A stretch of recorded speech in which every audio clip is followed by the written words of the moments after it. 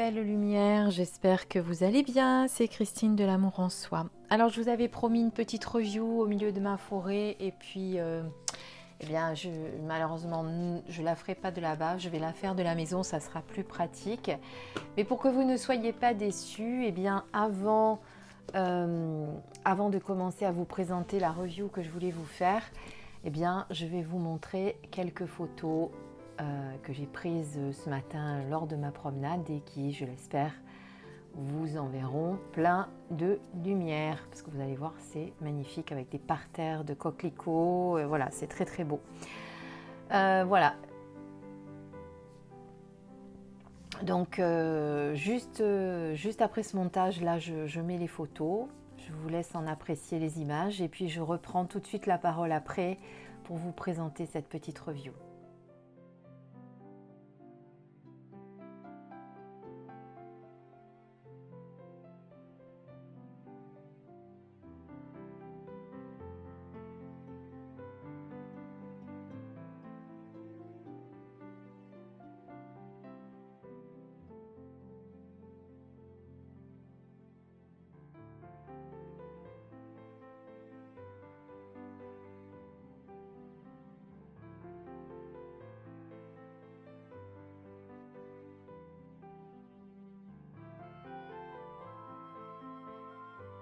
Alors, je voulais vous présenter aujourd'hui, faire un comparatif sur deux oracles qui sont les rêves enchantés de Lenormand et le jeu Lenormand. Voilà, donc ces deux jeux de cartes sont, évidemment c'est Lenormand, donc forcément ils sont faits sur la même symbolique, vous allez le voir. Mais par contre, évidemment, vous avez la version ancienne avec les images de l'époque.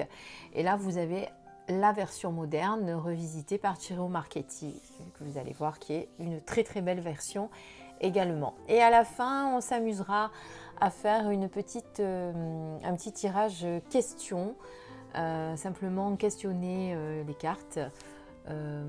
Enfin, vous montrer en tout cas comment on peut répondre par oui ou par non avec ce jeu. Voilà, si ça vous dit. Petite parenthèse également que je voulais faire, vous avez été quelques-uns à me redemander des guidances ces derniers jours et comme je vous ai expliqué, j'ai fait une pause d'une semaine que j'avais besoin vraiment, qui était nécessaire pour moi. Parce que j'ai beaucoup donné pendant le confinement, que ce soit en guidance, que ce soit en soins énergétiques. Et à un moment donné, il faut savoir s'écouter, écouter son corps et savoir quand c'est le moment de se reposer, de se ressourcer. Donc non seulement j'écoute mon corps et je m'écoute, mais j'écoute également mes guides qui me disent quand c'est le moment que je fasse une pause. Donc là, c'était le moment que je fasse une pause. La pause, je devais la faire jusqu'à demain, donc je vais essayer de la faire jusqu'à demain. Donc ne soyez pas impatients pour vos guidances, elles seront faites. Si vous pouvez avoir grandement confiance, tous ceux qui ont fait des guidances avec moi vous diront que je réponds à tout le monde. Voilà, donc n'ayez pas de crainte, mais par contre, voilà, je le ferai pas avant, je le ferai pas avant, puisque je m'étais donné comme deadline mercredi. Voilà, ça c'était la petite parenthèse, c'était juste pour vous rassurer que vous ne pensiez pas voilà, que je vous ai oublié ou que je ne vais pas le faire, c'est simplement que je devais m'occuper et penser à moi aussi. Je vais vous montrer un troisième jeu de Lenormand, le grand jeu de Mademoiselle Lenormand. Voilà, avec encore des symboliques de l'époque. Allez, on fait notre petit comparatif. Donc déjà, le petit Lenormand, celui-ci, je vous l'avais présenté sur ma chaîne, pardon, pourquoi je dis ma page sur ma chaîne. Je vous l'avais présenté en détail. Donc, vous voyez, il est très petit, hein, à côté de ma main, vous voyez. Il est très pratique si on a envie de l'emmener en voyage. Ça, par contre, voilà, c'est parfait. Avec un tout petit livret très succinct, avec des significations assez courtes. Hein, voilà. Et la version de Ciro Marchetti qui est ici, aux éditions Exergue. Hop, j'ai envoyé Ma pigne de pin en l'air. Alors, dans certaines régions, vous appelez ça une pomme de pin. Nous, ici, on appelle ça une pigne de pin. Et ça peut se dire aussi une pine de pin, pour la petite histoire. Mais nous, ici, en Provence, on dit une pigne de pin. Et je sais que dans d'autres régions, vous dites la pomme, c'est marrant. Ça, c'était pour faire une petite aparté. Alors, voilà les deux jeux de Lenormand, avec le 1, le cavalier. Et on va regarder chacune des cartes pour voir un petit peu comment les auteurs ont fait la différence avec... Voilà le zoom. Donc là, on est sur la carte du cavalier, comme vous pouvez le voir, qui est également le 9 de cœur. Vous voyez, 2, 4, 6, 8, 9 de cœur.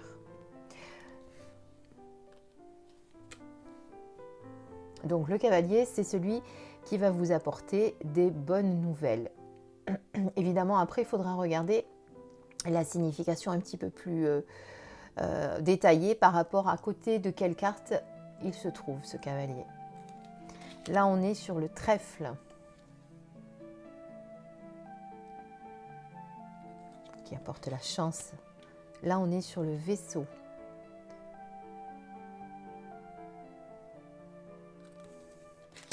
Là, on est sur la maison. Donc, vous voyez, à chaque fois, vous avez la correspondance par rapport à la carte. Là, on est sur le roi de cœur. Bon, là, vous le voyez ici, que c'est le roi de cœur. Alors, dans la version de Ciro Marchetti, je vais les laisser comme je fais pour de l'autre côté. Ciro Marchetti, lui, a rajouté des cartes dans cette version, puisque dans celle-ci, vous avez 36 cartes. Et dans celle-ci, vous en avez 44. Vous en avez qui sont en double. En double, vous verrez, ce n'est pas les mêmes cartes, mais elles portent le même numéro. Là, nous sommes sur l'arbre.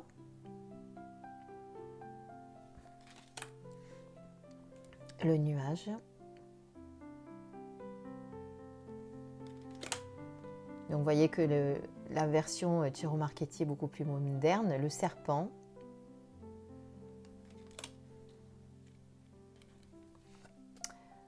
Le cercueil. Le bouquet. Donc c'est un jeu que vous pouvez vraiment utiliser en prédiction, celui-ci, hein, plus que, enfin, pas du tout en développement personnel d'ailleurs, hein, c'est pas un oracle au vrai sens du mot, on va dire c'est plutôt un jeu prédictif.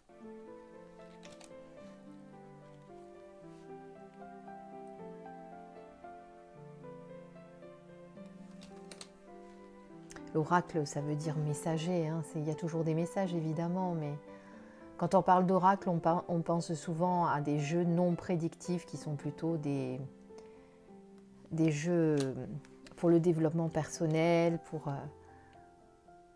Alors, qu'est-ce que j'ai fait? Donc voilà, par contre, c'est ça, je voulais vous montrer ça. Vous voyez par exemple la 12, vous avez les oiseaux qui sont là, et vous avez également celle-ci. Donc vous avez 2 fois le 7 de carreau. Donc pourquoi le Ciro Marchetti a-t-il voulu faire 2 fois la carte 12? Eh bien, je vais vous lire ce qu'il dit. Donc la carte 12, la première, les oiseaux, c'est un appel téléphonique, un texte ou un rendez-vous. Tel est mon mode de communication. Je participe à des réunions ou des entrevues et j'adore négocier. Je peux être votre frère, votre soeur, votre amant et ou votre compagne. Je symbolise les couples. Donc, cette carte indique le verbiage, les commérages ou la transmission d'informations à caractère positif, comme toujours en fonction des cartes qui l'accompagnent. Et par contre, si on regarde les hiboux, les cartes les hiboux, donc, symbolisent aussi la communication, mais généralement de nature moins frivole. Le hibou peut partager sa sagesse ou vous exhorter à écouter les propos de vos aînés ou de vos amis érudits. Il peut également vous souffler de rechercher autour de vous d'autres signes essentiels.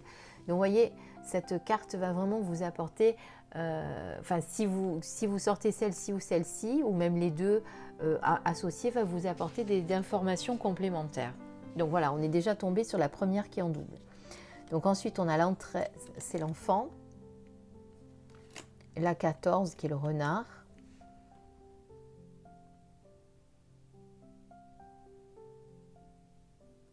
on pense souvent à la tromperie quand il y a le renard, l'ours, l'étoile.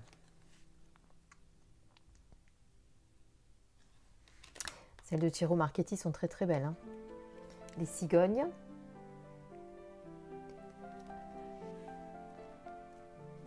Le chien.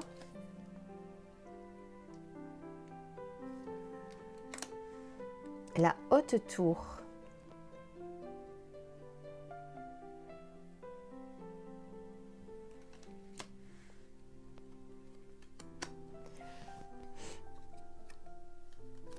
Le jardin. Magnifique ce jardin. On reconnaît quand même au milieu le symbole de la fontaine. Là, on est sur le mont, ou la montagne, comme vous préférez. Le chemin. Si je ne me mets pas en face de la caméra, vous n'allez pas voir grand-chose, évidemment. Nos petites souris qui, généralement, annoncent un petit vol, une petite perte. Regardez comme elles sont mimi, là. Alors là, on est sur le cœur. Avec le valet de cœur, l'amour.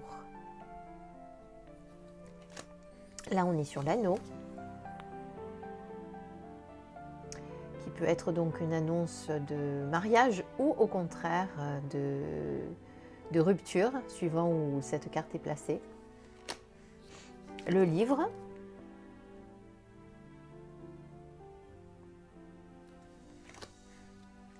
La lettre. Alors là, c'est pareil. Là, on passe sur la carte du monsieur, de l'homme. Et donc, notre cher auteur nous en a mis deux. Il nous a mis le 28 comme ceci. Et le 28 comme cela. Voilà. Donc, vous voyez qu'on n'a pas le même homme. On a deux hommes dans une position différente. Un qui est un petit peu plus... comment dire... je trouve pas le terme, mais vous m'avez compris. Hein, il est un peu plus aguicheur, celui-ci. Alors, on va lire ce que nous a dit l'auteur. 28. L'homme 1. Donc, il représente le lecteur, le sujet masculin de votre lecture ou son partenaire masculin. Facteur astrologique pour le consultant ou sa partenaire. La carte peut également s'utiliser pour une relation homosexuelle. Donc, vous voyez que cette version est beaucoup plus moderne.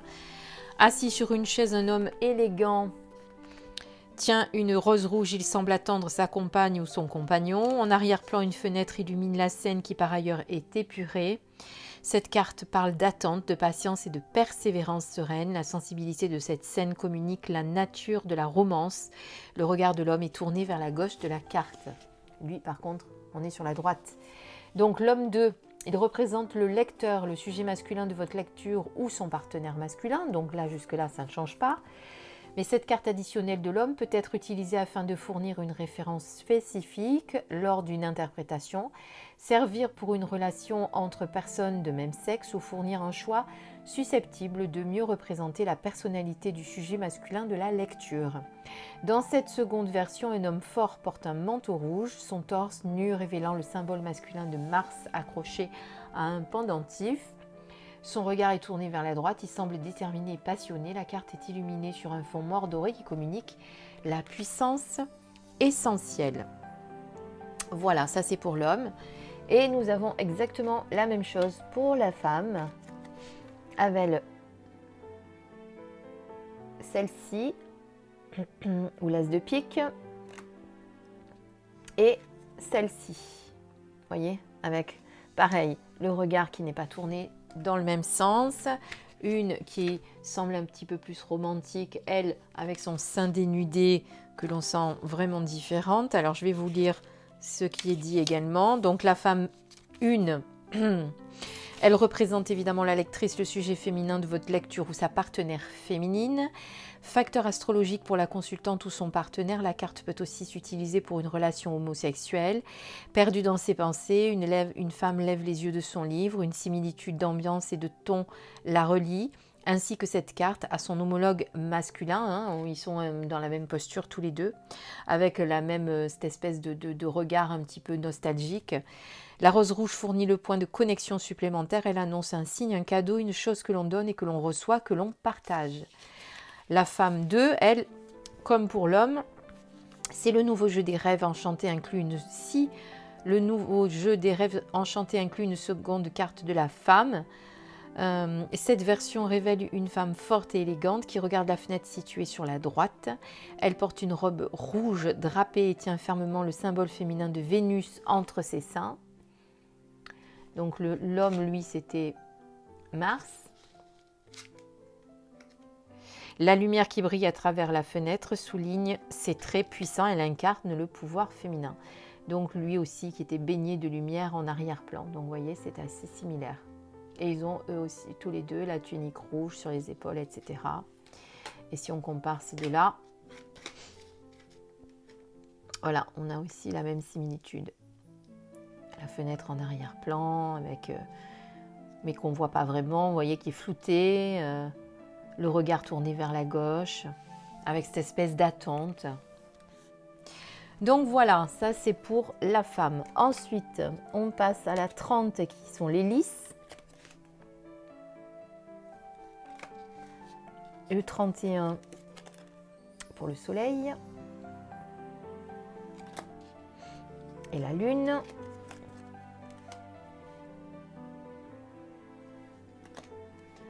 Puis là, nous avons la clé.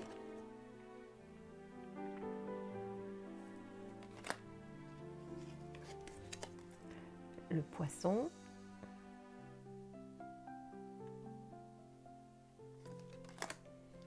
L'encre.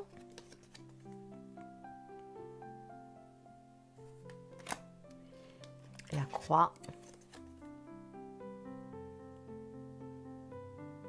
Voilà, et là, donc, on arrive à la fin du jeu traditionnel de Lenormand, comme vous pouvez le constater. Et nous avons toutes ces cartes. Donc, 7 cartes en plus. Donc, dont je vais vous donner le titre. Donc, 36, on a le temps.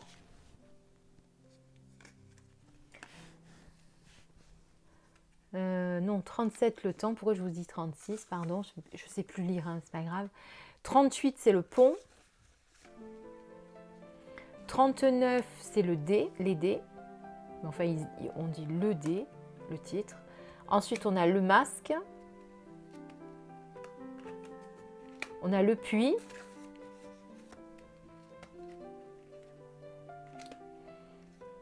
On a la boussole.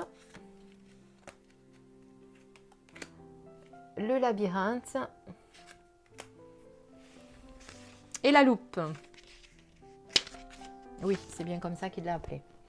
Donc voilà, donc vous voyez qu'il y a 7 cartes complémentaires donc, dans le jeu de Ciro Marchetti.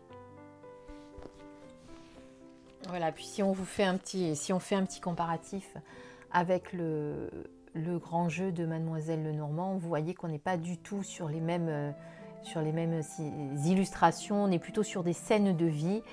Et en comparatif, bon, j'ai regardé un petit peu, il peut y avoir un petit peu des similitudes, mais on ne peut pas du tout les dire qu'ils sont vraiment identiques. Voilà, non mais ça c'était juste pour vous montrer qu'il y avait quand même beaucoup de versions du jeu de Mademoiselle Lenormand. Là on est sur le grand jeu, vous avez le petit jeu. Après vous avez des versions diverses et variées qui ont été créées. Là regardez, elles sont belles. Moi ce que j'aime beaucoup c'est les cartes des consultants. Là vous avez la femme et je viens de perdre l'homme. Voilà. Donc voilà, ça c'était pour faire le comparatif avec simplement le grand jeu de Mademoiselle Lenormand. Eh bien écoutez, j'espère que cette petite review vous a plu, que ça vous a donné envie d'utiliser le jeu. Ah oui, on avait dit qu'on faisait un petit test, que je vous montre comment répondre par oui ou par non avec ce jeu. Alors c'est très simple. Je vais les mélanger par contre parce que là elles ne sont pas du tout mélangées étant donné que je les avais remises dans l'ordre pour vous les présenter.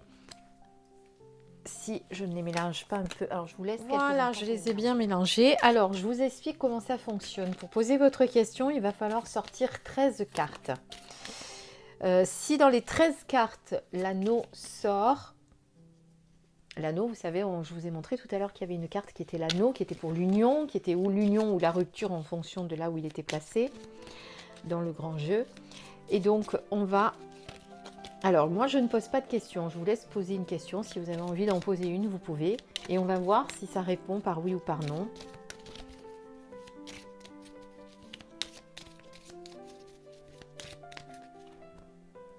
Juste pour s'amuser, hein, on n'est pas...